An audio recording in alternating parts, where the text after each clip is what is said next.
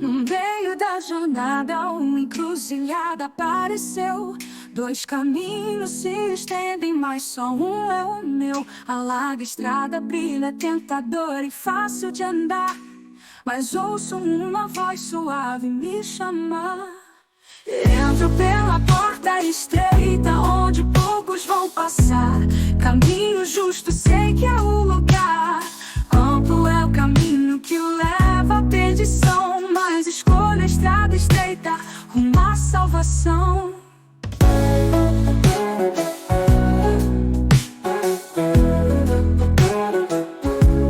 O mundo ao redor me oferece prazeres sem fim, mas sei que no caminho estreito encontro o que há para mim. Passo a passo, lutando contra a tentação.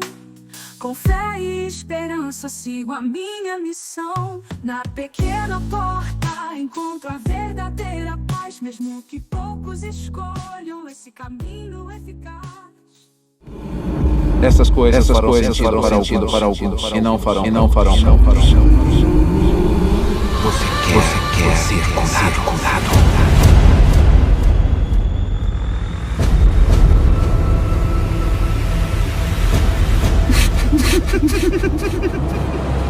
Estamos fazendo vai durar gerações.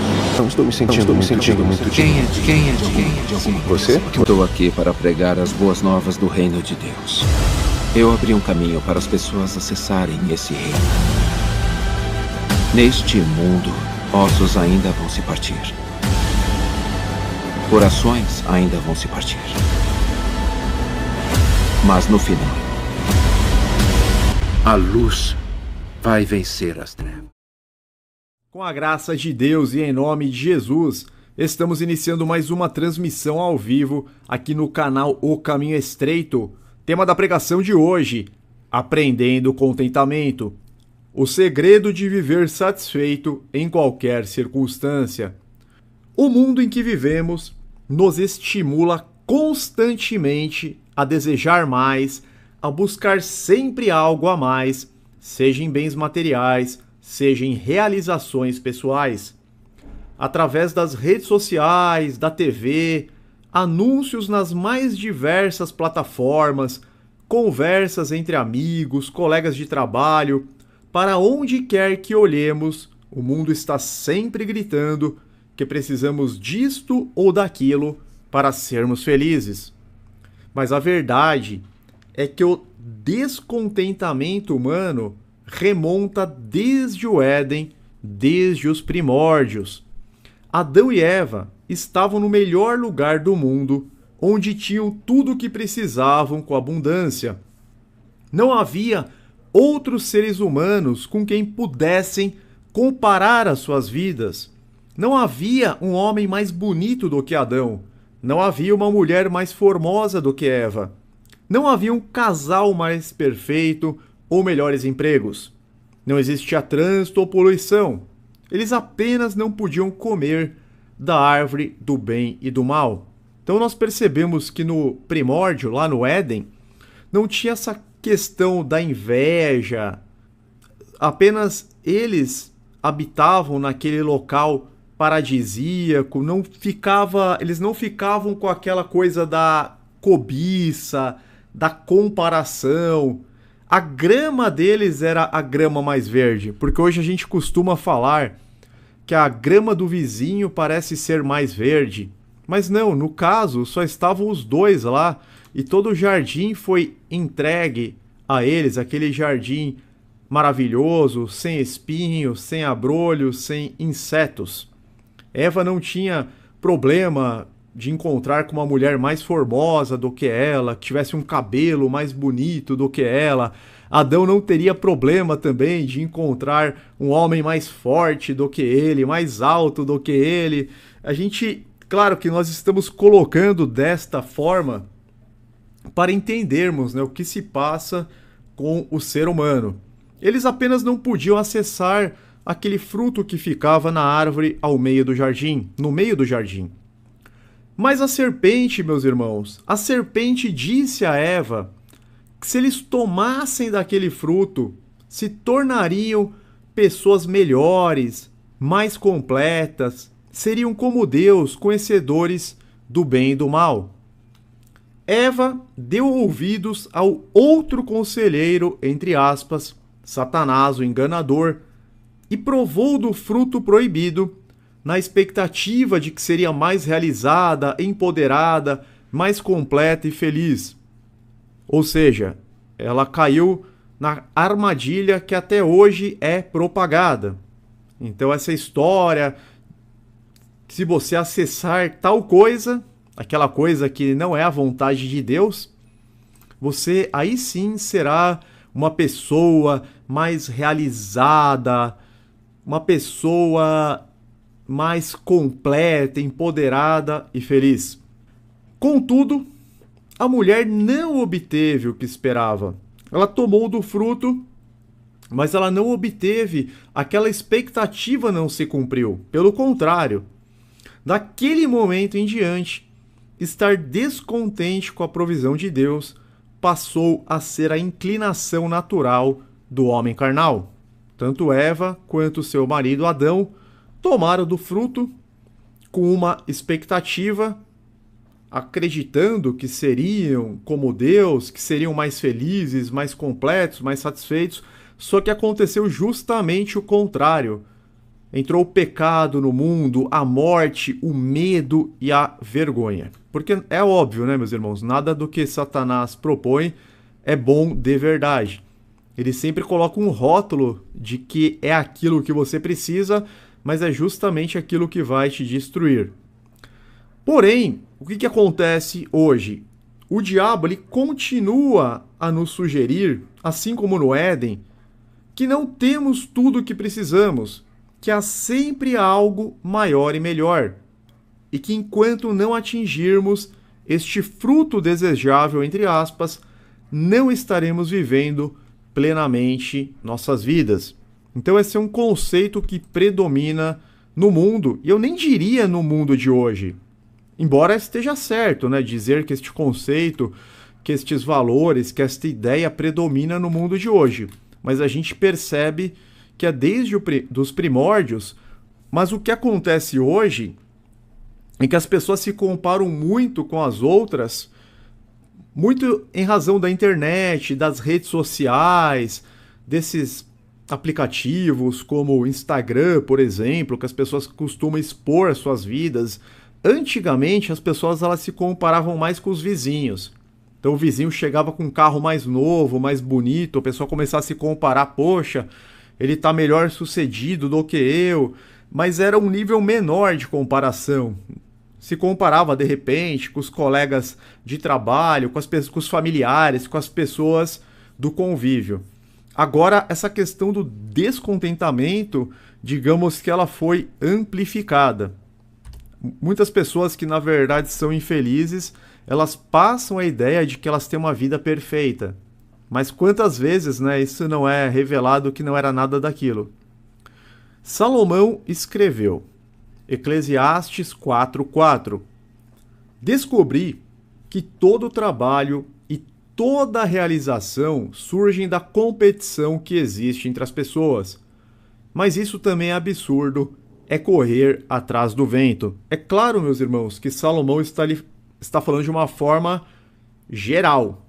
Quando ele diz descobrir que todo o trabalho e toda a realização surgem da competição que existe entre as pessoas, é um conceito que a gente vê de forma ampla no mundo. Esse verso faz parte de uma reflexão maior sobre a vaidade e a busca por significado em coisas que são transitórias, em coisas que não vão preencher verdadeiramente as nossas almas. Muitas vezes as pessoas trabalham movidas pela inveja ou pela competição com as outras. Isso é um fato, é muito comum. Não raramente, as pessoas querem impressionar outras que elas nem mesmo gostam, tornando-se escravas voluntárias de tais pessoas. Então vamos imaginar o seguinte, a pessoa ela quer impressionar o vizinho, e ela nem tem, muitas vezes, consideração por aquele vizinho, eles não têm o mesmo pensamento, os mesmos valores os mesmos ideais, mas ainda assim ela quer impressionar aquele vizinho, ela quer competir e ela começa a trabalhar arduamente para obter tal objetivo, tornando-se assim escrava voluntária daquela pessoa. Por isso que Salomão fala que é absurdo isso, que é algo que não faz sentido.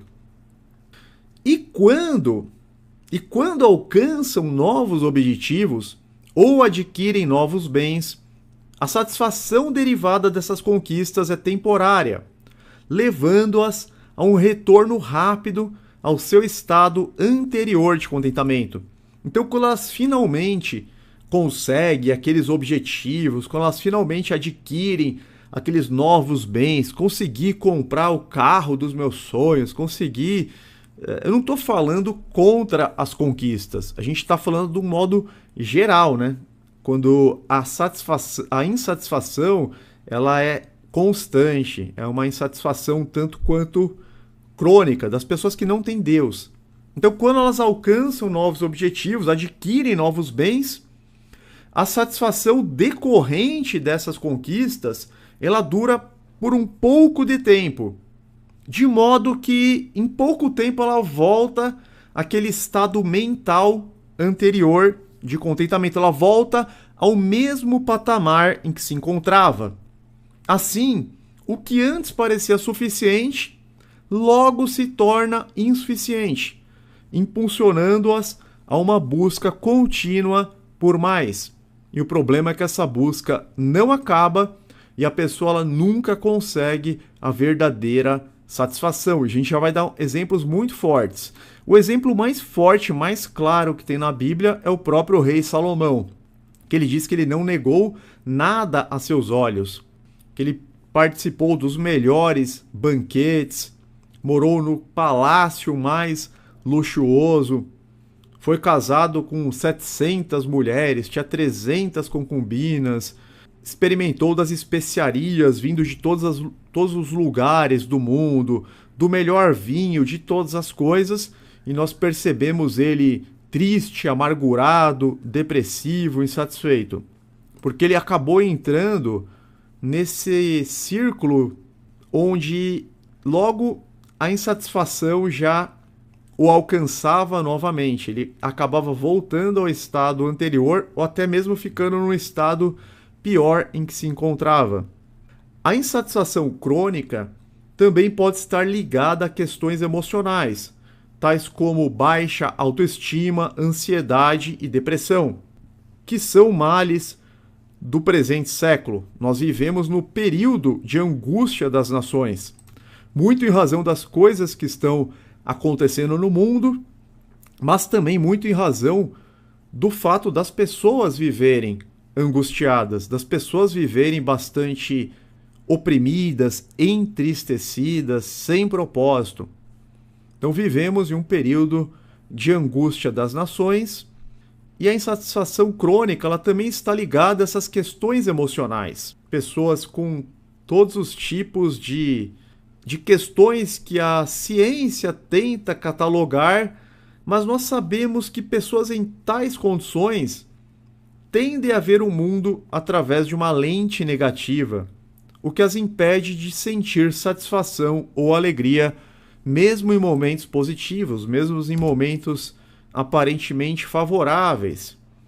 O sentimento de nunca ser bom o suficiente, ou o sentimento de que nunca se tem o suficiente, pode criar um ciclo de negatividade e autossabotagem, onde a pessoa se sente cada vez mais incapaz de alcançar a felicidade ou a paz interior. E aí os irmãos vão me perguntar, mas qual é a solução para tais questões?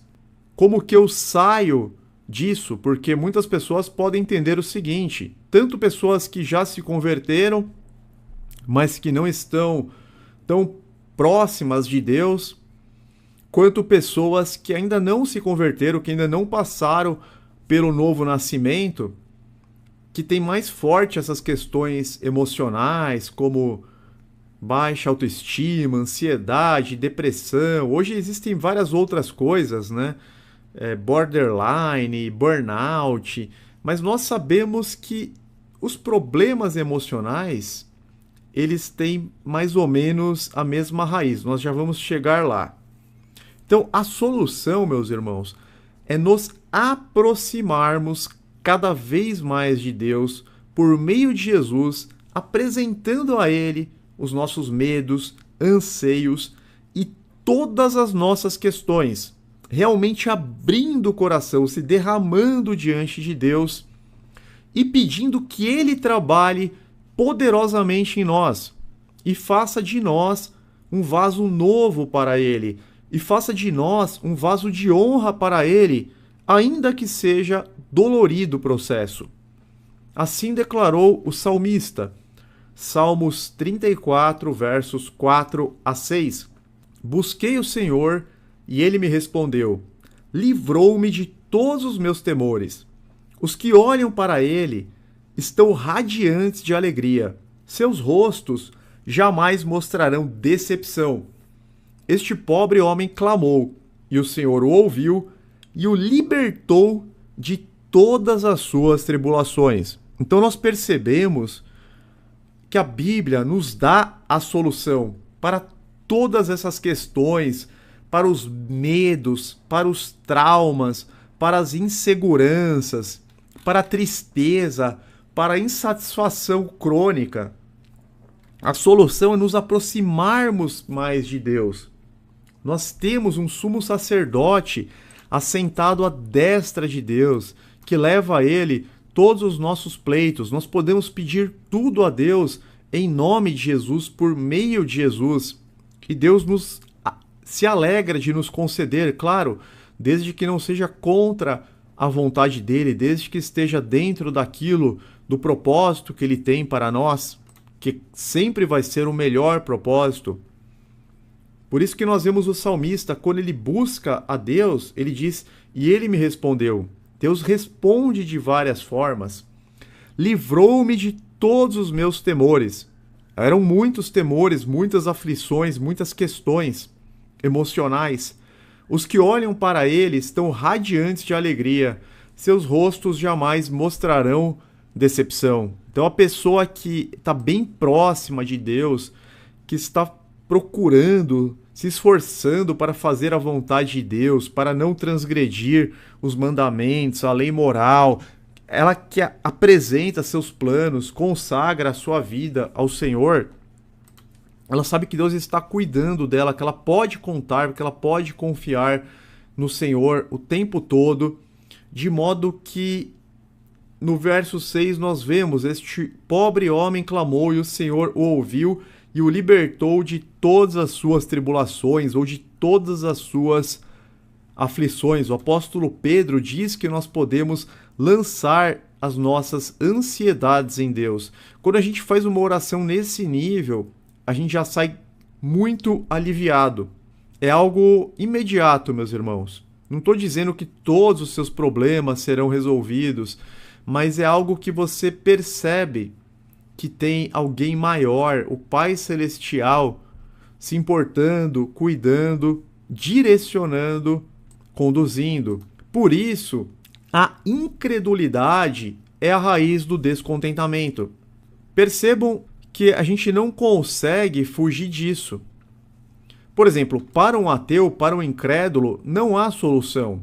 Ele sempre vai recorrer a meios paliativos. Ele vai recorrer a diversos tipos, de terapia, diversos tipos de medicamentos, mas não é a verdadeira solução, porque a nossa alma ela não pode ser preenchida com pequenas coisas, com coisas paliativas, passageiras. Então, um incrédulo, um ateu, uma pessoa que apenas diz que crê em Deus, em Jesus, mas que não vive o Evangelho, a sã doutrina, ela vai procurar várias formas de conseguir um alívio, de conseguir se levantar, de conseguir prosseguir, mas são como se fossem muletas, bengalas, que não vão permitir com que ela realmente flua, com que ela realmente consiga passar cumprir esta vida, né, combater o bom combate da melhor maneira. Então o que acontece? A incredulidade é a verdadeira raiz do descontentamento. Assim como Eva, meus irmãos, as pessoas se tornam descontentes acreditando que Deus não está lhes dando o melhor que poderia lhes dar. E a gente vê isso muito no meio dos crentes, por incrível que pareça, é um tanto quanto contraditório, né? Mas você percebe crentes falando isso. Não, porque Deus esqueceu de mim. Deus, ele abençoa as outras pessoas, mas no meu caso eu nunca sou abençoado, eu não sou atendido, e começa aquele discurso vitimista, acreditando que Deus estaria retendo algo de bom, que Deus estaria sonegando, escondendo, como se Deus pudesse ser comparado a um simples homem mortal. Não é dessa forma que nós devemos pensar, não tem sentido esse sentimento. Diante da perfeição absoluta de Deus, diante da santidade absoluta, da perfeita justiça, mas muitos acreditam que Deus estaria lhes privando de algo maior e melhor, que seria justamente aquilo que lhes falta para atingir a tão almejada felicidade. Tal crença é um grande engano, o mesmo engano propagado há 6.000 anos no Éden. Então tem crentes acreditando no mesmo engano que foi contado lá no jardim há 6.000 anos. Não perceberam ainda, não caiu a ficha como se falava antigamente. Seja bem-vindo, irmão Flávio, canal do Evangelista Flávio, questionador, Grilo MTB, sejam todos bem-vindos. Graciele Pereira. Não é assim que acontece, meus irmãos. No jardim, eles passaram a acreditar que estavam privados justamente do melhor fruto, do mais desejável, do mais nobre e agradável aos olhos. Mas não era nada disso. Embora eles tenham acreditado nesta teoria, não era nada disso. Eles já tinham o maior tesouro. Eles já tinham a presença de Deus em suas vidas. O escritor de Hebreus destacou, Hebreus 13:5. Conservem-se livres do amor ao dinheiro e contentem-se com o que vocês têm, porque Deus mesmo disse, nunca o deixarei, nunca o abandonarei. Esse versículo combina dois princípios importantes para a vida cristã: o contentamento e a confiança em Deus.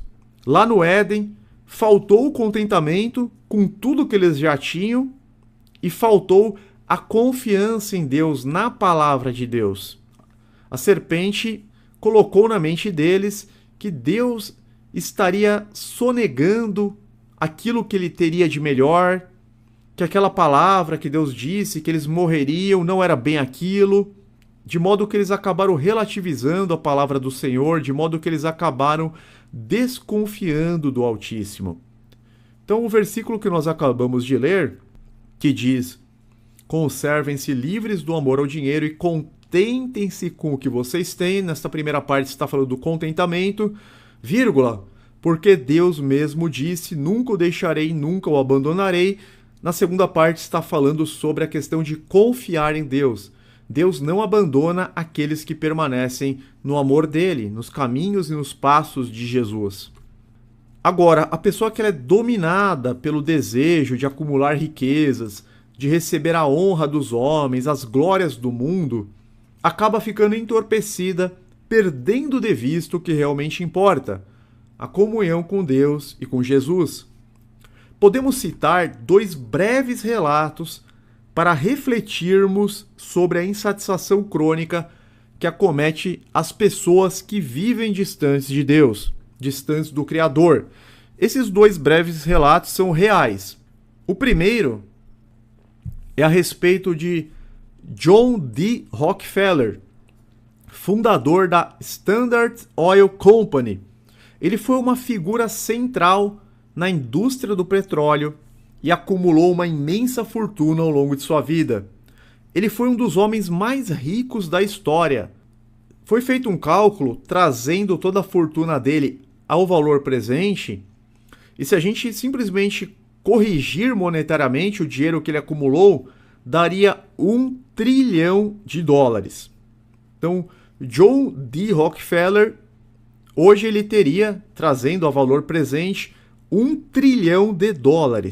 Ou seja, daria para viver ele, os filhos, os netos, os bisnetos, os tataranetos e toda a geração, sem se preocupar.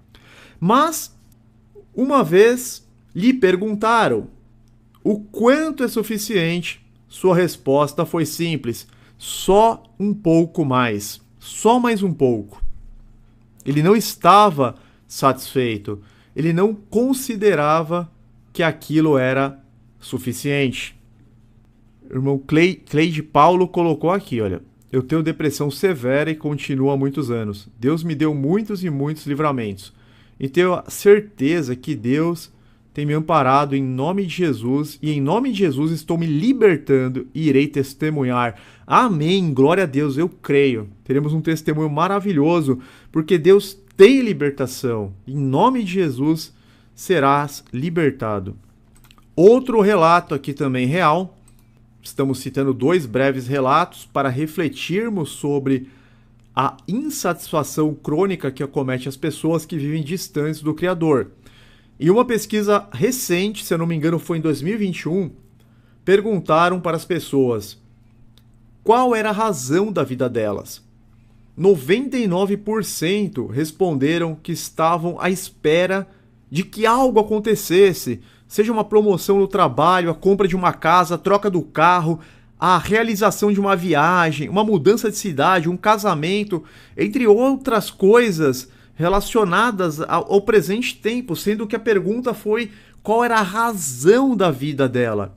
Quase ninguém, meus irmãos, mencionou viver para Cristo, obter a eterna salvação, se aproximar mais de Deus, levar adiante o Evangelho. Praticamente ninguém respondeu nesse sentido. A verdade é que não existe qualquer possibilidade de satisfação fora dos propósitos de Deus para nossas vidas. Seria como correr atrás do vento, algo que é muito utilizado no livro de Eclesiastes por Salomão. Satanás tentou Jesus com a oferta de poder e do esplendor dos reinos do mundo. Mas Jesus se manteve firmado no propósito de Deus. Se voltarmos para o relato de Lucas 4, dos 5 ao 8, o diabo levou a um lugar alto e mostrou-lhe num relance todos os reinos do mundo. É claro que isso é uma tentação muito grande para os homens. Jesus, homem perfeito, porém homem. E nós vemos que os homens buscam reconhecimento, status, poder. Desde pequenos, né? Já querem fazer parte de um grupo, já querem ser aceitos, reconhecidos, e isso dura a vida toda. Então o diabo, conhecendo a fraqueza humana, levou Jesus a um monte alto e lhe mostrou todos os reinos do mundo. Ele disse: eu lhe darei toda a autoridade sobre eles e todo o seu esplendor, porque me foram dados e posso dá-los a quem eu quiser.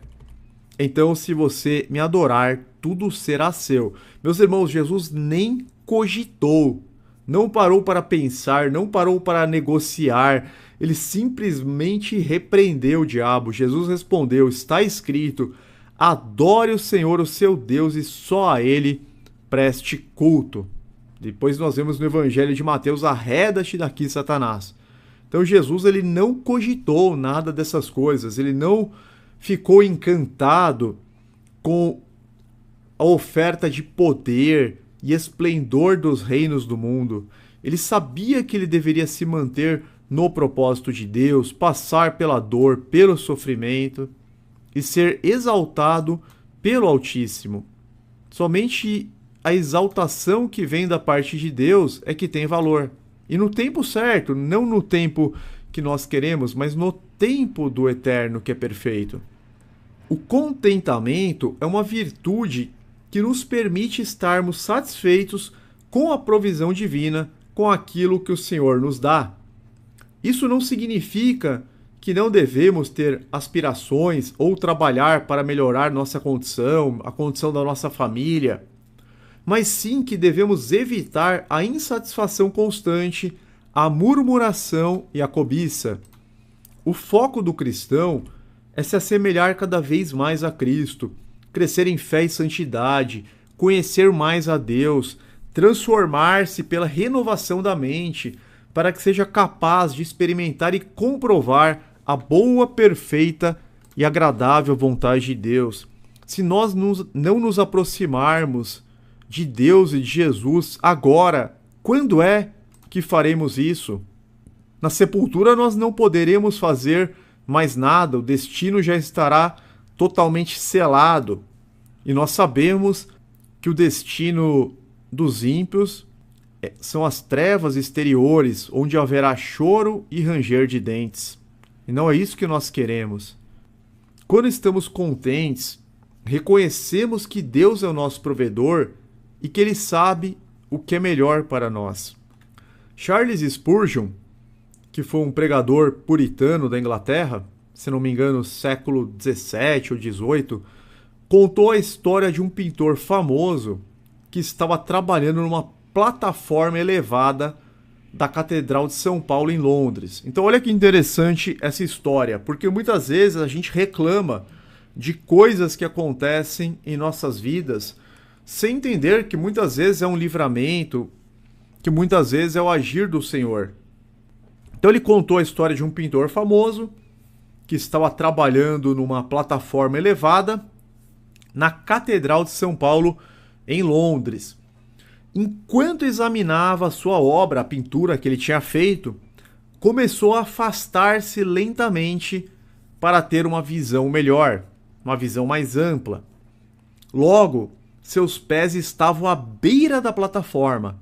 Um dos seus assistentes percebeu o perigo, mas não quis gritar por medo de assustar o pintor, ou fazê-lo virar e sofrer uma queda fatal. Então o assistente dele pensou o seguinte: se eu der um grito, ele pode se assustar e cair com o meu grito. Se eu chamá-lo, ele pode se virar para trás e cair, com o meu chamado. Pensando rapidamente, o assistente pegou um pincel, mergulhou na tinta e o atirou na obra do artista. Aquilo enfureceu o pintor, que veio na direção do assistente para repreendê-lo. Foi então que percebeu que a ruína da sua obra tinha resultado na preservação da sua vida. No primeiro momento ele tinha ficado enfurecido, porque a sua obra havia sido estragada, mas depois ele percebeu que aquilo salvou a sua vida. Da mesma forma, Deus sempre sabe o que é melhor para os seus filhos. Ele é perfeito, inerrante, absolutamente justo. Deus é amor. Ele é assertivo em todos os caminhos. Eu vou dar um outro exemplo, agora desta vez dentro da Bíblia. É porque assim, meus irmãos, quando algo não acontece, ou quando aparentemente algo ruim acontece para aqueles que estão andando nos caminhos do Senhor, não é a todo momento que Deus vai nos explicar, ficar dando satisfação para todo mundo por que aquilo não foi concedido, por que aquilo não foi deferido, por que não foi liberado. Deus ele trabalha em todas as coisas ao mesmo tempo, nos céus e na terra. Ele administra tudo o que acontece nos céus, na terra. E ele também não vai ficar explicando nos mínimos detalhes por que aquilo não foi atendido, ou por que não foi atendido naquele momento. Às vezes ele pode nos mostrar de várias formas, mas vamos pegar um exemplo na Bíblia. Sabemos que Paulo era um servo fiel de Deus, que Deus se agradava do ministério dele. E Paulo orou 3 vezes para que Deus lhe retirasse o espinho da carne. Mas o Senhor não atendeu aquela oração. Então Paulo orou a primeira vez, implorou, clamou a Deus e Deus não retirou. Paulo orou a segunda vez, coração quebrantado, contrito, com sinceridade, com fé, com fervor, e Deus de novo não atendeu. E insistindo, porque é nosso dever. Jesus nos ensinou a persistir na oração. Ele orou pela 3ª vez, com fé, mas de novo, Deus não atendeu. Pois caso tivesse atendido, aquilo culminaria na perda da salvação do apóstolo. O apóstolo seria dominado pela soberba, ele seria destruído pela altivez. Então nós percebemos que quem realmente é um verdadeiro cristão, quando a sua oração não é atendida, glorifique a Deus até mesmo quando a oração não é atendida, porque aquilo não seria o melhor para você. Agora, se aquilo estiver de acordo com o propósito de Deus, se ele, como Pai Celestial, vê que aquilo não vai te trazer dano, que aquilo vai ser algo bom, que aquilo vai permanecer, que você vai permanecer dentro dos propósitos dele, ele vai te conceder, porque ele tem prazer em abençoar. Todo que pede recebe, o que busca encontra, aquele que bate a porta lhe será aberta. Somente não vai ser concedido aquilo que acabaria nos prejudicando, o que não deixa de ser algo excelente. E Paulo entendeu, tanto que ele explica em 2 Coríntios 12, 7, para impedir que eu me exaltasse por causa da grandeza dessas revelações, foi-me dado um espinho na carne, um mensageiro de Satanás para me atormentar. Olha que interessante. Paulo recebeu revelações maravilhosas, teve experiências sobrenaturais, experiências espirituais muito elevadas, foi arrebatado em espírito ao 3º céu, ouviu coisas indizíveis aos homens, viu coisas maravilhosas.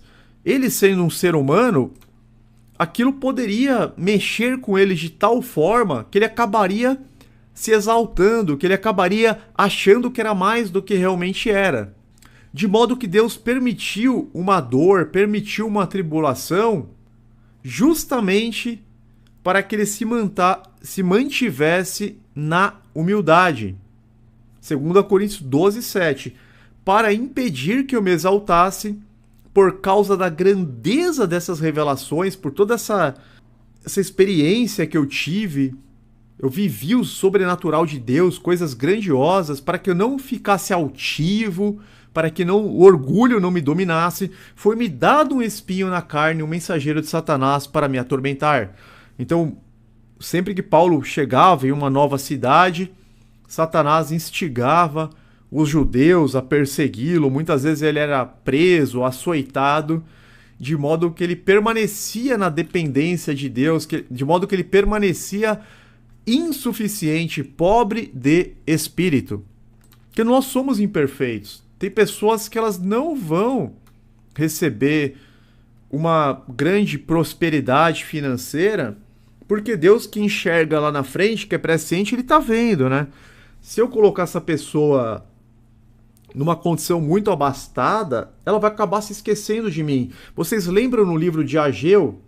Deus fala, vocês estão morando em casas de fino acabamento, enquanto meu templo está destruído. O problema não é morar em casa de fino acabamento. Eu quero que todos prosperem, que todos sejam abençoados em todas as áreas da vida. Mas em alguns casos, Deus vê que aquela pessoa, que a riqueza para aquela pessoa pode se tornar uma armadilha. Então, se a pessoa está sempre em comunhão com Ele, está orando constantemente, se mantendo em seus caminhos, Ele vai dosar, né?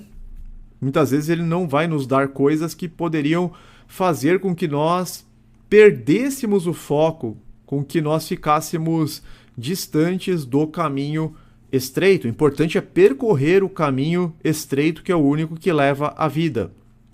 Para o verdadeiro cristão, muitas vezes, coisas que parecem ruins, na verdade, são um grande cuidado que Deus está tendo para conosco. Não estamos navegando à deriva, mas sim navegando no barco em que Jesus está. Ainda que o vento se lance contra esse barco, ainda que as ondas batam nele com força, ainda que possa entrar água até mesmo neste barco, ele não afundará e sempre permanecerá na direção certa. Então a gente não precisa ter medo de estar no barco de Jesus, mesmo diante do vento forte, mesmo diante da tempestade, mesmo diante do mar revolto. Porque quando Jesus fala, passemos para o outro lado, ele já garantiu que nós passaremos com ele para o outro lado. Claro, desde que a gente permaneça nele, é óbvio. O pregador puritano do século 17, ele nasceu em 1600, Jeremiah Burroughs escreveu: o contentamento é o dever, a glória e a excelência do cristão. Olha que interessante. Se a gente parar para pensar, é isso mesmo. O contentamento é o dever, a glória e a excelência do cristão. O verdadeiro cristão, ele conserva esse sentimento. Isso é aprendido, tá, meus irmãos? O próprio apóstolo Paulo, ele fala que ele aprendeu. Por isso que é o tema da pregação de hoje, é aprendendo contentamento. A gente não nasce dessa forma. O segredo de viver satisfeito em qualquer circunstância. Em Romanos 8, 28 está dito, agora a gente está chegando numa peça-chave. Uma peça-chave para que a gente possa mudar aqui a nossa mentalidade. Se nós mudarmos a nossa mentalidade, a forma de pensar, a gente consegue atingir um estágio bastante superior do que nós estamos hoje.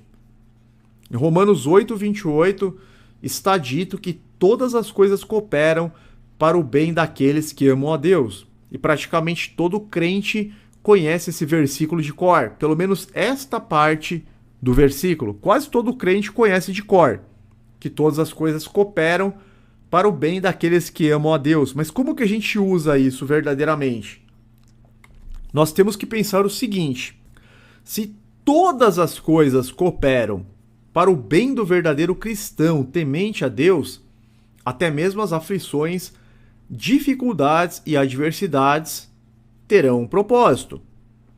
Isso não se aplica para o ímpio, porque não são todas as coisas que cooperam para o bem do ímpio. O ímpio, ele pode passar por problemas, dificuldades, que Deus não vai estar no controle daquilo. É claro que Deus é soberano sobre todas as coisas. Quando eu digo que não estará no controle, é em relação à vida dele. É como se o ímpio estivesse num barco à deriva. Ele não pode, naquele estado de impiedade, né, de inimizade para com Deus, ele não vai contar com o favor divino como aqueles que já foram adotados como filho de Deus podem contar. Ele nem mesmo vai ter esta fé, ele nem mesmo vai ter esse entendimento. Por isso que a Bíblia fala, né? Que todas as coisas cooperam para o bem daqueles que amam a Deus, que estão em Deus, em Cristo. Mas, no nosso caso, o verdadeiro cristão, ele tem essa consciência. Bom, se todas as coisas cooperam para o meu bem, então as aflições, as provações, as dificuldades, as adversidades também estão dentro do propósito.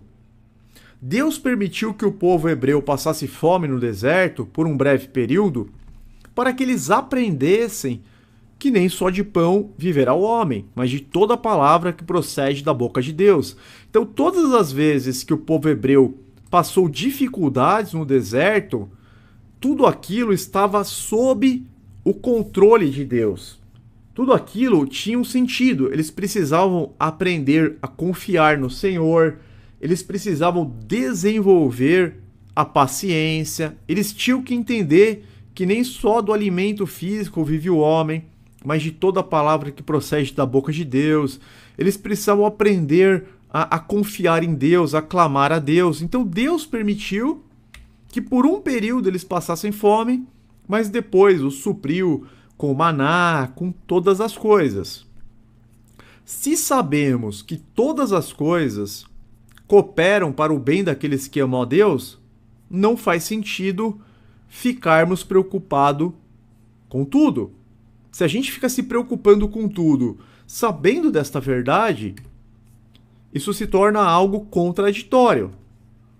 Jesus diz em Mateus 6 para não nos preocuparmos com o que haveremos de comer ou beber, para não nos preocuparmos com roupas, pois Deus sabe que precisamos de tais coisas, e que elas são acrescentadas para aqueles que o buscam em primeiro lugar, que buscam o seu reino e a sua justiça em primeiro lugar. Jesus diz até mesmo para não ficarmos preocupados com o dia de amanhã, pois o amanhã se preocupará consigo mesmo. Neste momento do Sermão da Montanha, no final do capítulo 6, nós vemos no versículo 34, Jesus dizendo para todos que o ouviam, no Sermão da Planície, não, da montanha mesmo, Evangelho de Mateus, portanto, não se preocupem com o amanhã, pois o amanhã se preocupará consigo mesmo, basta a cada dia o seu próprio mal. O irmão Fernando colocou, como diz a Escritura, na versão Almeida Corrigida Fiel diz, e sabemos que todas as coisas contribuem juntamente para o bem daqueles que amam a Deus, daqueles que são chamados segundo o seu propósito. Olha que maravilhoso isso, meus irmãos. Todas as coisas contribuem juntamente para o bem, não é para o mal, é para o bem daqueles que amam a Deus. Então, tudo que a gente passa, se a gente está dentro do chamado do Senhor, se a gente está procurando entender a vontade de Deus, cumprir, se nós estamos dentro do propósito, isso a gente obtém com muita oração, com a obediência à lei moral, os mandamentos, isso a gente obtém com a leitura bíblica, com a comunhão com os irmãos, ou seja, com uma intimidade com o Senhor, a gente tem a certeza absoluta que aquela aflição, ela reverterá para o bem. Aquilo pode estar trazendo um ensinamento para nós, aquilo pode estar nos dando sabedoria, aquilo pode estar gerando em nós paciência, são muitas coisas. Pode estar evitando que a gente faça algo que nos desviaria da rota. Exatamente, o irmão Flávio colocou, provas vêm sempre para o crente, mas se ele aprender a se apegar a Deus, vencerá todas elas. Muito bom. O irmão Fernando acrescentou, juntando coisas aparentemente ruins e boas, vão cooperar para o que é fiel a Deus. Perfeito, irmão. Então, independente da nossa visão, se naquele momento a gente julga que aquilo é algo bom, ou se naquele momento a gente julga que aquilo é algo ruim, tudo aquilo está cooperando para o propósito do Senhor em nossas vidas, para o nosso bem. É ter isso em mente. É basicamente ter isso em mente. Qual que é o segredo? O segredo é esse aqui. Se todas as coisas cooperam para o bem do verdadeiro cristão temente a Deus, então todas as aflições, as provas, as dificuldades também estão dentro do propósito e Deus está no controle daquilo. Pronto. Você não precisa viver com toda aquela preocupação, com toda aquela ansiedade.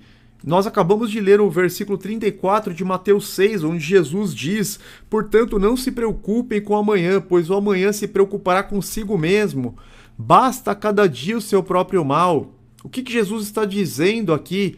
Ele não está dizendo para negligenciarmos as coisas, os nossos afazeres. Devemos sim fazer o que é certo, devemos sim cumprir com os nossos deveres e atividades, mas sem permitir que a ansiedade nos domine, sem ficarmos imaginando problemas que talvez nunca venham a acontecer, sabendo que as nossas vidas estão nas mãos do Senhor.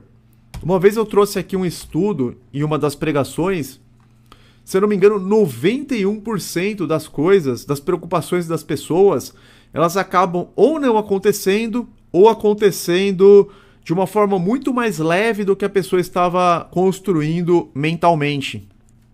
Percebam isso, até independente da fé da pessoa.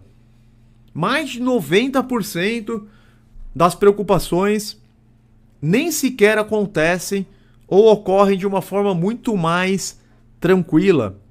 Creio que todos já tiveram essa experiência diversas vezes surge algo, por exemplo, para o dia seguinte. Amanhã vai ter tal coisa, vai precisar apresentar tal coisa, um relatório em tal lugar. E a pessoa fica com aquilo na cabeça, e agora, meu Deus, mas como que eu vou conseguir? Como que eu vou chegar lá? Como que eu vou falar? Como que eu vou fazer? Como que eu vou fazer para entregar? E fica remoendo, fica com aquilo. Chega no dia seguinte, não é nada daquilo. Chega no dia seguinte, tá aqui, pronto, resolvido. Poucos minutos. Mas não, ela fica remoendo, fica construindo um monte de várias possibilidades negativas. E Jesus nos ensina a vivermos um dia de cada vez, a lidarmos da melhor maneira possível com as situações que estão diante de nós agora. Agora, Jesus nos ensina a não ficarmos sobrecarregados com preocupações futuras e incertas. Então, sim, nós devemos cumprir os nossos deveres, atividades, as nossas responsabilidades, cada um de acordo com o seu papel, mas sem permitir que a ansiedade nos domine, sem ficar imaginando problemas, sem ficar com aquela preocupação exacerbada. Jesus nos ensina a não ficarmos sobrecarregados com esses pensamentos. Ele afirma que são os pagãos que vivem com muitas preocupações, correndo atrás de muitas coisas, já que os pagãos não podem descansar em Deus. Um pagão não pode dizer, como o salmista, Salmos 4, do 6 ao 8, muitos perguntam: quem nos fará desfrutar o bem? Faze, ó Senhor, resplandecer sobre nós a luz do teu rosto. Encheste o meu coração de alegria, alegria maior do que a daqueles que têm fartura de vinho e de trigo. Em paz me deito e logo adormeço, pois só tu, Senhor, me fazes viver em segurança. Nunca que um pagão poderá falar isso. Que o coração dele foi cheio de alegria pela parte de Deus, porque o Espírito Santo é fonte de alegria, mais do que aqueles que têm fartura de trigo e de vinho. O incrédulo não vai poder dizer: em paz me deito e logo adormeço, pois só tu, Senhor, me fazes viver em segurança.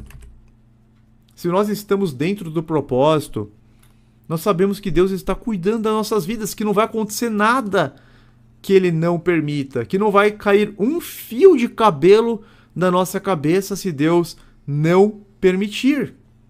Certo, meus irmãos? Tem uma outra passagem, Salmo 59, do 14 ao 17.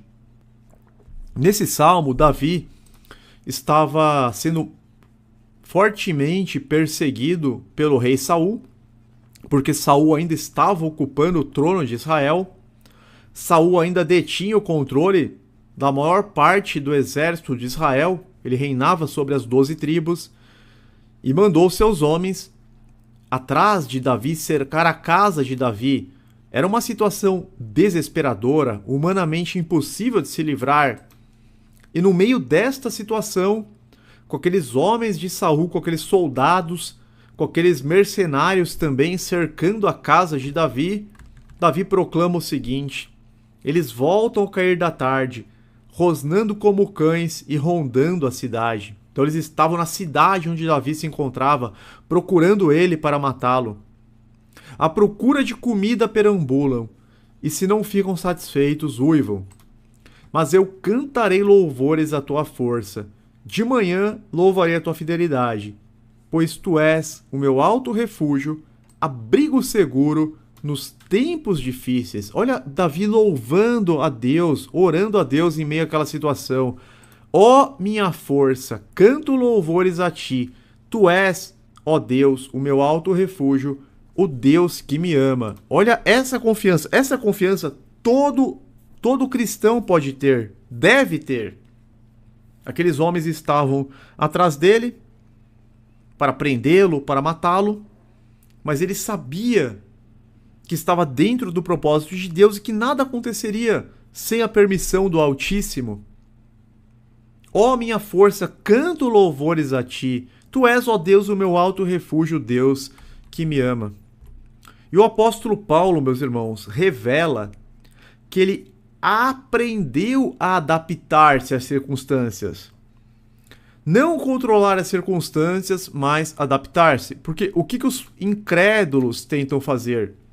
Os incrédulos, eles tentam controlar tudo o que está acontecendo na vida deles, no entorno deles, com os filhos, com os pais, com tudo. Eles acham que eles podem equilibrar pratos, digamos assim.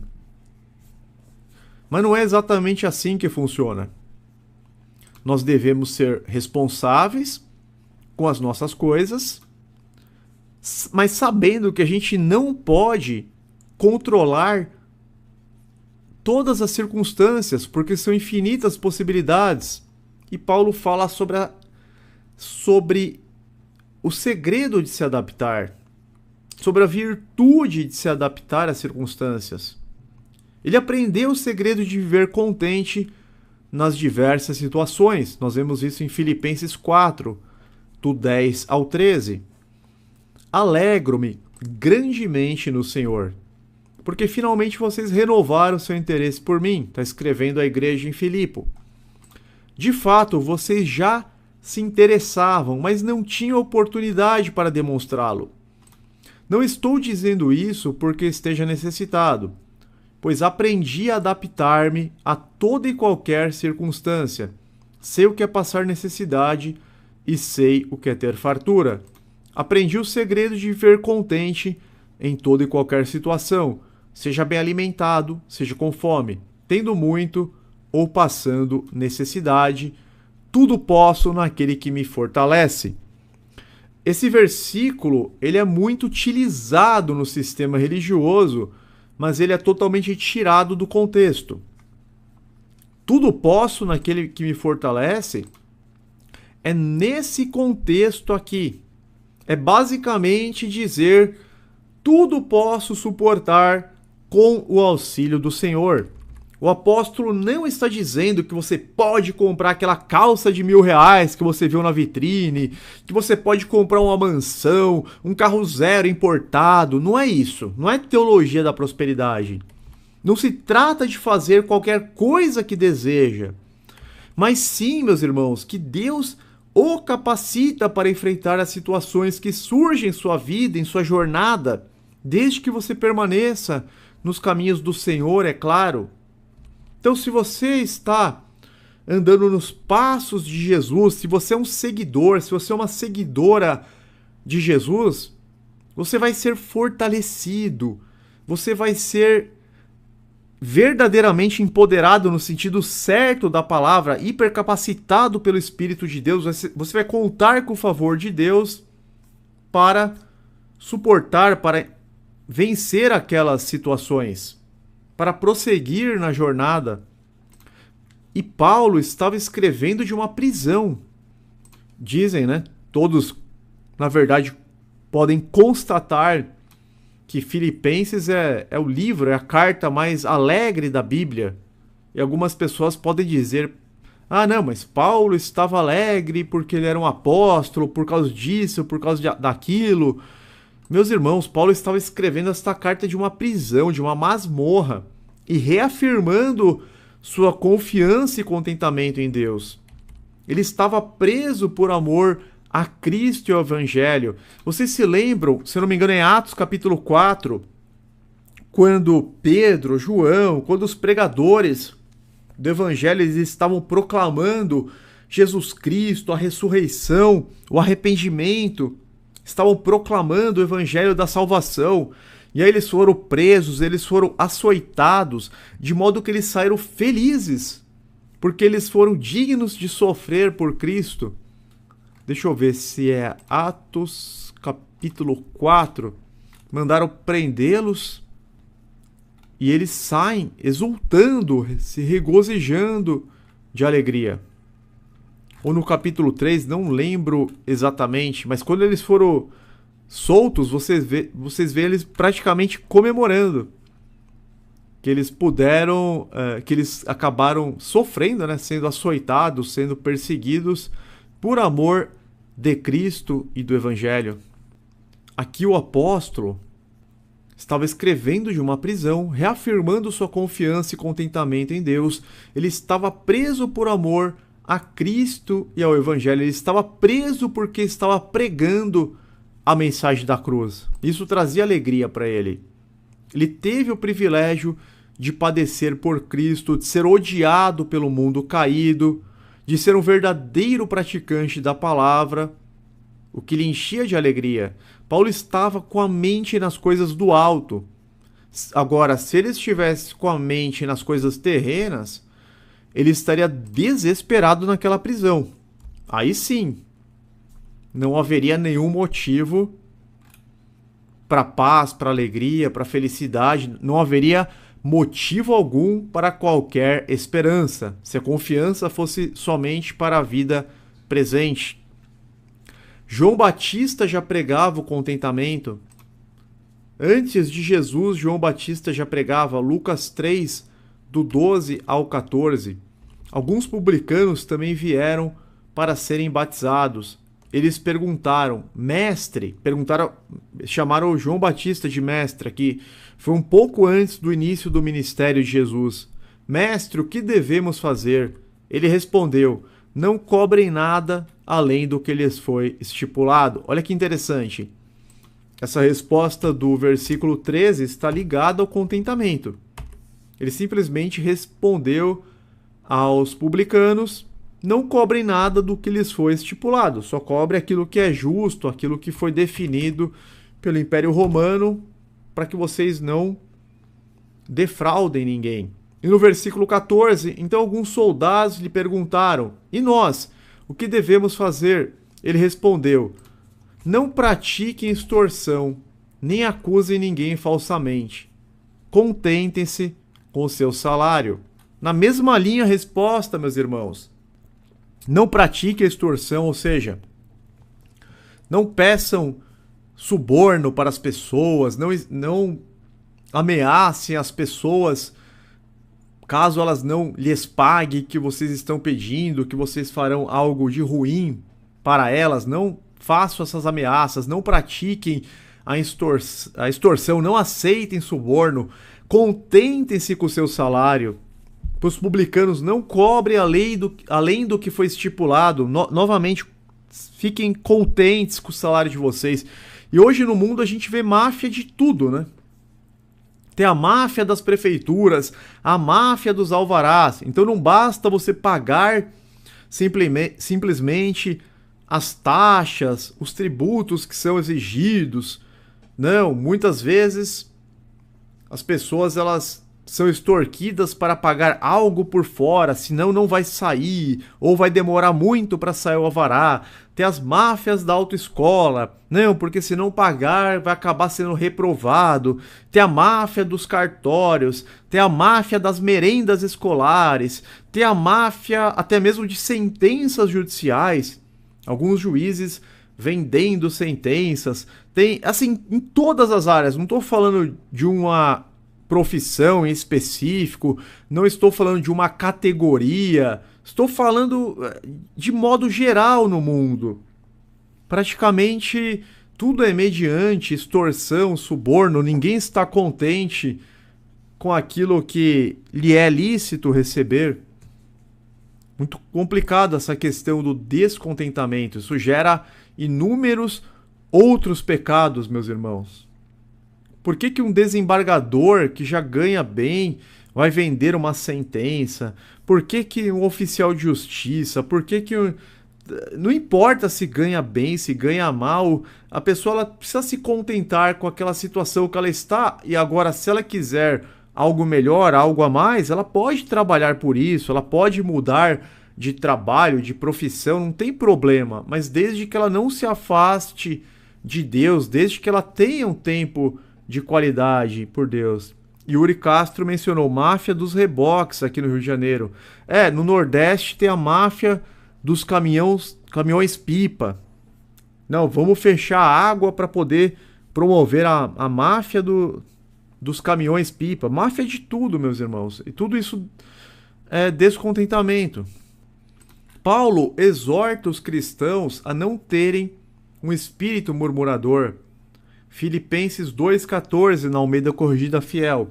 Fazei todas as coisas sem murmurações nem contendas. Então o cristão, ele precisa também parar para pensar que quando ele está fazendo, seja o que for, seu trabalho secular, servindo na igreja, no culto, ajudando as pessoas, os irmãos, seja o que for que ele estiver fazendo, em sua família, né, no seu ambiente familiar, em qualquer que seja o ambiente, o mandamento é fazer todas as coisas sem murmurações nem contendas. Não adianta fazer o certo reclamando, murmurando, aquela pessoa que é amarga, birrenta. Isso não vai agradar a Deus. Vocês podem perceber os irmãos que estão aí no mercado de trabalho, né, que trabalham em empresas, escritórios, oficinas, fábricas, onde quer que seja, como que é o horário do almoço desses lugares? Geralmente, como que funciona? Já trabalhei em escritório, em empresa grande, construtora, geralmente como que é o horário do almoço em quaisquer desses lugares? Senta uma panelinha e começa a reclamar. Aí reclama do cargo, reclama da função, reclama do chefe, reclama do coordenador, reclama do vale-refeição, reclama do colega do lado. É só reclamação, é só murmuração. Entra dia e sai dia, é só murmuração. Não sei se tem irmãos trabalhando nesses ambientes, e é geral, não importa a área, não importa o setor, não importa se é um escritório, se é uma fábrica, se é uma oficina, qualquer empresa que seja, meus irmãos. Vocês podem aí dar esse testemunho. Chega na hora do almoço, senta aqui na panelinha e começa a reclamar. Não, porque não sei o que lá, porque meu trabalho é isso e aquilo, porque eu tô fazendo mais e tô ganhando menos, porque tal pessoa não faz nem metade, porque não sei o que lá, porque ela foi promovida, eu não fui promovida. O irmão dali reclama da comida também, dos benefícios. Não tem como viver assim. A irmã Graciele Pereira. As terceirizadas na escola é exatamente assim. Irmão Thompson só sabe reclamar. Irmão Rubens Barros, a coisa é feia. E não tem, você vê que não tem exceção. A exceção tem que ser o crente, meus irmãos. Celso Barques tem um ditado que fala assim: murmurar é o mesmo que a dança do acasalamento da desgraça. Mas é justamente isso. Casa de sítio é desse jeito. Olha lá, os irmãos confirmando. Irmãos de várias regiões do Brasil confirmando exatamente a mesma coisa. Irmão Rubens, eu preferia comer sozinho. Franciele Miré, sair disso. Porque não importa se é setor público, não importa se é setor privado, não importa se é um escritório pequeno, se é uma grande corporação. Toda vez é isso. Então você percebe que o ser humano, ele praticamente todos os dias, se ele não vigiar, ele vai estar fazendo aquilo que Deus odeia. Porque o mandamento é: fazei todas as coisas sem murmurações nem contendas. Em tudo dai graças, é justamente o contrário. Irmã Graciele, quando não é reclamação é fofoca. Justamente. Irmão Flávio, a ansiedade pode ser resolvida colocando nas suas orações as suas inquietudes, apresentando diante do Pai Celestial, ele vai consolar a pessoa. Exatamente o que nós falamos, meus irmãos, no início da live. Apresentar todas as nossas questões a Deus, os nossos medos, os nossos anseios, as nossas preocupações. Apresentar a Ele, pedir para que Ele trabalhe em nós, para que Ele faça de nós um vaso novo. Exatamente, irmão Rafael Luiz. O Criador odeia tanto murmuração, colocou o povo de Israel 40 anos, né? Vagando pelo deserto. Números 14 e 27. Até quando essa comunidade ímpia se queixará contra mim? Tenho ouvido as queixas desses israelitas murmuradores. Então Deus não aceita ficar ouvindo murmurações. Por outro lado, o Eterno ama um coração grato. 1 Tessalonicenses 5,18. Deem graças em todas as circunstâncias, pois essa é a vontade de Deus para vocês em Cristo Jesus. Deus ama abençoar pessoas gratas. Ele tem prazer em abençoar pessoas gratas. Colossenses 3,17. Tudo que fizerem, seja em palavra ou em ação, façam-no em nome do Senhor Jesus, dando por meio dele graças a Deus Pai. Então, tudo o que fizerem, seja em palavra ou em ação, façam em nome de Jesus, dando por meio dele, por meio de Jesus, graças a Deus Pai, demonstrando a gratidão a Deus por meio de Jesus. Dai graças em todas as circunstâncias, pois essa é a vontade de Deus. Deus é motivo de constante alegria para todos aqueles que creem em Cristo e conservam no coração a esperança da salvação. O salmista proclama com exultação, Salmos 16:11, Tu me farás conhecer a vereda da vida, a alegria plena da tua presença, eterno prazer à tua direita.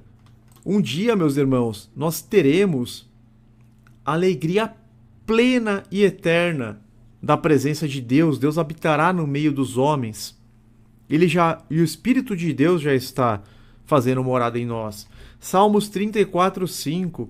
Os que olham para ele estão radiantes de alegria, seus rostos jamais mostrarão decepção. E 118:24. Este é o dia que fez o Senhor. Regozijemo-nos e alegremo-nos nele. Vocês já pararam para pensar o seguinte? Olha que interessante que o salmista fala aqui. Salmo 118:24. Este é o dia que fez o Senhor. Regozijemo-nos e alegremo-nos nele. Cada dia, meus irmãos, é um presente de Deus. Deus, ele faz cada um dos dias. Ele faz nascer o sol. Ele faz os pássaros cantarem. Ele deixa a atmosfera com oxigênio, com todos os gases necessários para a nossa sobrevivência. A água, a luz do sol, a chuva que cai para regar as plantações, todo o solo.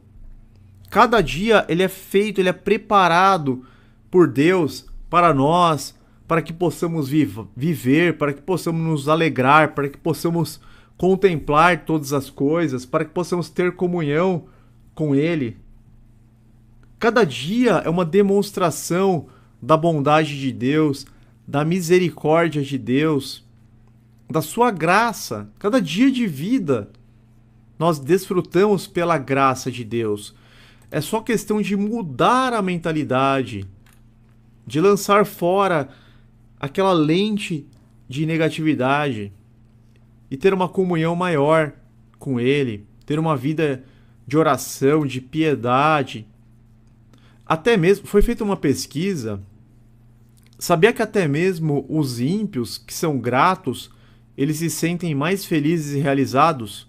Olha como a questão da gratidão ela é forte e poderosa.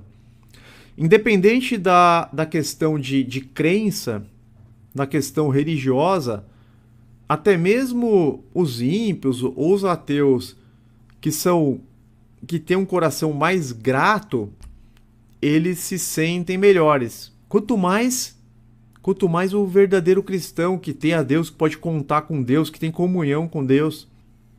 Nós podemos orar em espírito, nós podemos entrar em nosso quarto e conversar com Deus por quanto tempo quisermos. Não tem sentido viver derrotado, deprimido. Este é o dia que fez o Senhor. Regozijemo-nos e alegremo-nos nele. Contudo, meus irmãos, todos que trabalham somente com vistas ao tempo presente são pessoas oprimidas, igual aqueles hebreus que ficavam fazendo tijolo no Egito.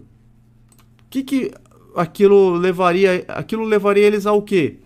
Todo dia ficar fazendo tijolo para o faraó.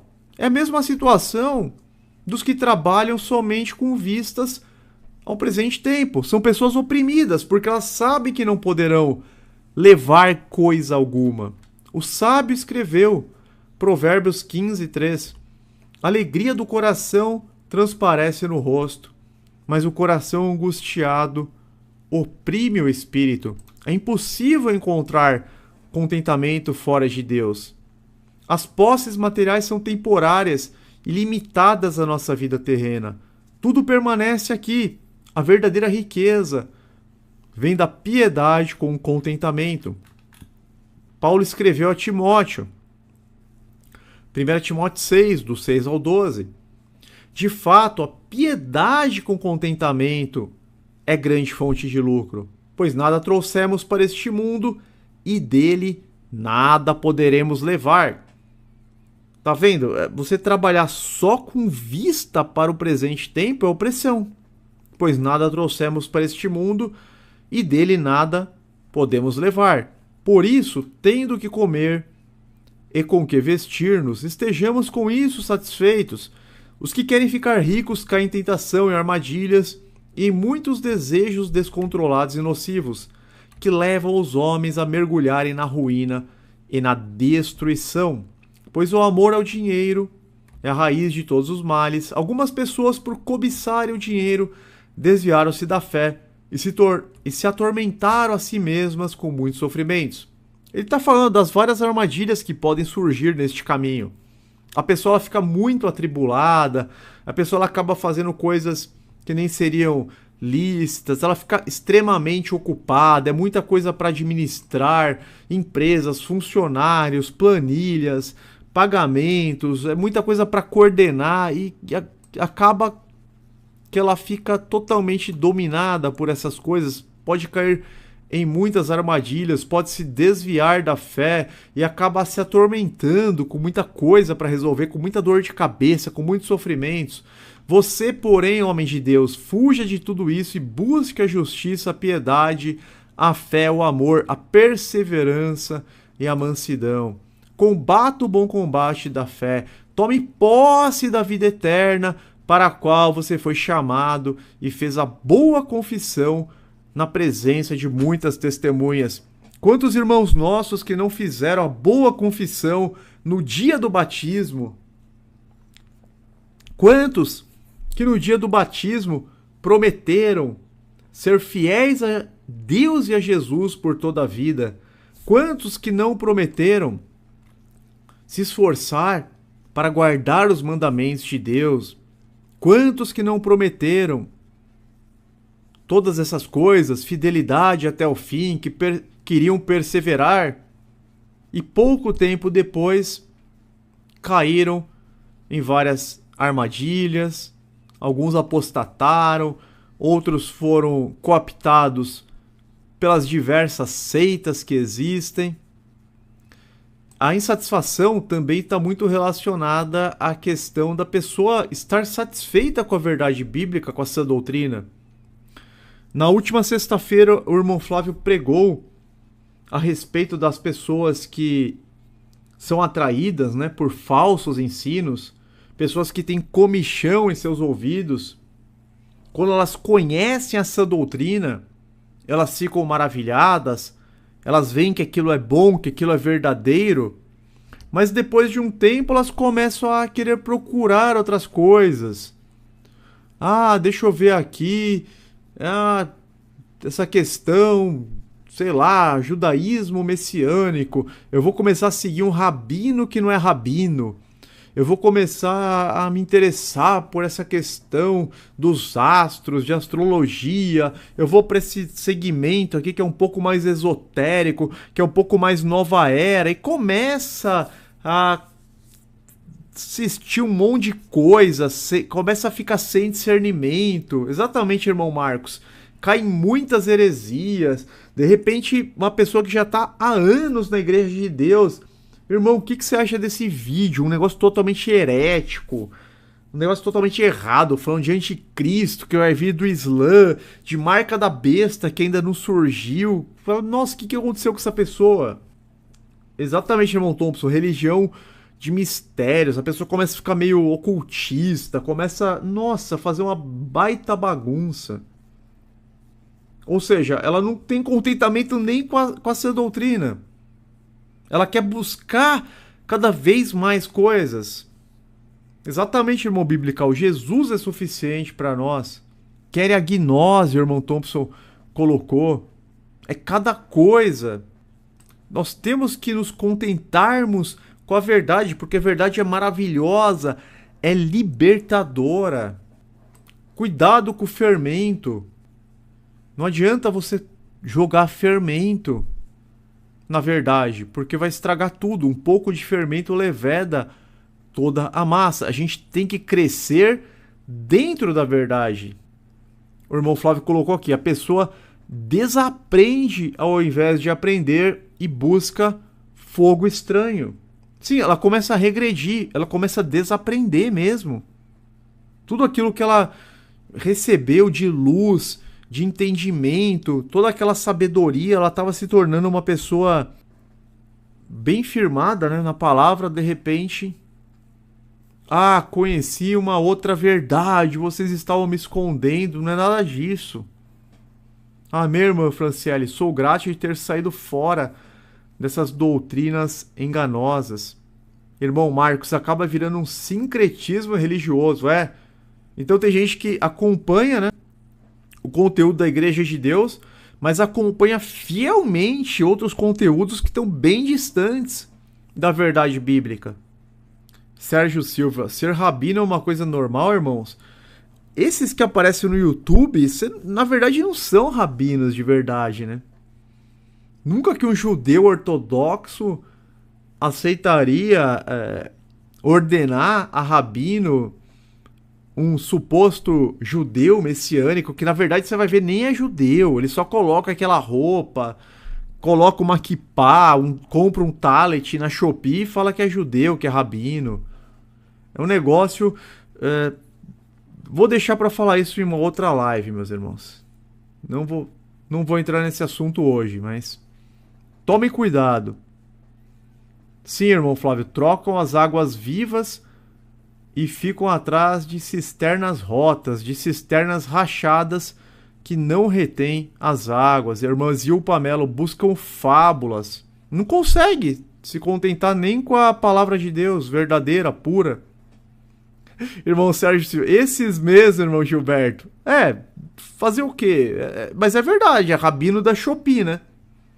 Ele compra na Shopee uma kippá, um talit, muda o nome e pronto, fala que é judeu. Nunca foi, nunca vai ser. Não tem mais isso de circuncisão física. Nós somos filhos de Abraão por meio da fé em Cristo, filhos espirituais. Não há judeu e grego. É um povo agora. Portanto, meus irmãos, nós somos chamados a viver com sabedoria, priorizando o que tem valor eterno. Somos chamados para um relacionamento cada vez mais próximo com Deus e com Jesus. O coração pecaminoso diz: ponha-me numa situação na qual eu possa ficar contente. Mas o cristão que busca a satisfação e o contentamento ora a Deus dizendo: ajuda-me, Senhor, a cumprir a minha responsabilidade, estando dentro dos teus propósitos em todas as situações, que possamos encontrar contentamento quando conformamos a nossa vontade com a vontade de Cristo que morreu por nós, para com ele vivermos. Até aqui, meus irmãos, não há nós, Senhor, nenhuma glória para nós, mas sim ao teu nome, por teu amor, por tua fidelidade, porque dele, por ele e para ele são todas as coisas. Glória, pois, eternamente a Deus e ao nosso Senhor Jesus. Amém. Eu conto com os irmãos para que cada um deixe um comentário fixo. Quem esqueceu do like, né? Entrou no chat, começou a prestar atenção na live, mas acabou esquecendo do like. Por gentileza, deixem agora para que a gente alcance mais pessoas. Cada um de vocês, 113 pessoas conosco, vou pedir para que cada um de vocês deixe pelo menos um comentário.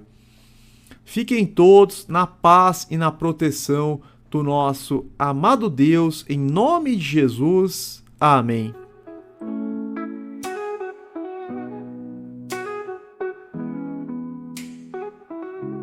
No meio da jornada, uma encruzilhada apareceu. Dois caminhos se estendem, mas só um é o meu. A larga estrada brilha, tentadora e fácil de andar, mas ouço uma voz suave me chamar. Entro pela porta estreita, onde poucos vão passar. Caminho justo, sei que é o lugar. Amplo é o caminho que leva à perdição, mas escolho a estrada estreita, rumo à salvação.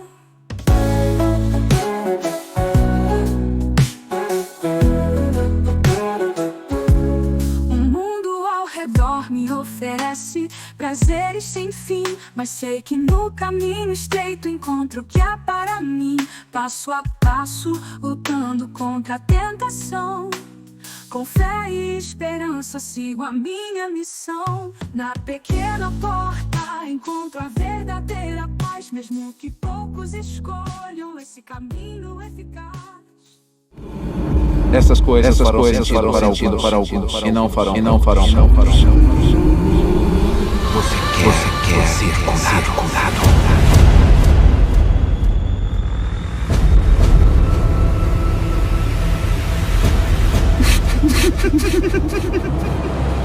Estamos fazendo, vai durar gerações. Não estou me sentindo muito Quem é de algum? Você? Estou aqui para pregar as boas novas do reino de Deus. Eu abri um caminho para as pessoas acessarem esse reino. Neste mundo, ossos ainda vão se partir. Corações ainda vão se partir. Mas no final, a luz vai vencer as trevas.